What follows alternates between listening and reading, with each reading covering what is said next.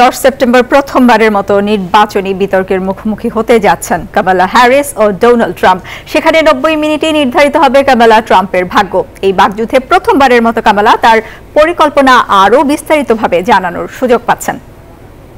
বিতর্কের আয়োজক ABC news. এদিকে আসন্ন প্রেসিডেন্ট নির্বাচনে কামালাকে পুতিনের সমর্থনে ক্ষুব্ধ রিপাবলিকান প্রার্থী ডোনাল্ড ট্রাম্প হুঁশিয়ারি দেন, নির্বাচনে জয়ী হলে এর উপযুক্ত জবাব দিবেন। তবে বিশ্লেষকরা বলছেন, নির্বাচনী বিতর্কে ট্রাম্প বাইডেনকে সহজে হারালেও কামালাকে পরাস্ত করা কঠিন হবে। মার্কিন প্রেসিডেন্ট নির্বাচনের বাকি মাত্র 58 দিন।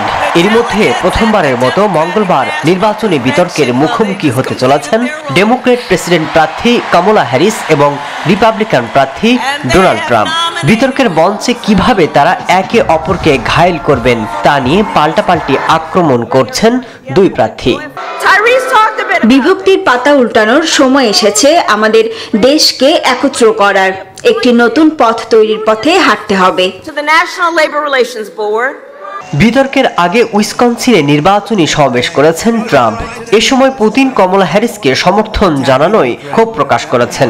সেই সাথে নির্বাচনে প্রতারকদের বিরুদ্ধে ব্যবস্থা নেবেন বলেও হুঁশিয়ারি দেন তিনি।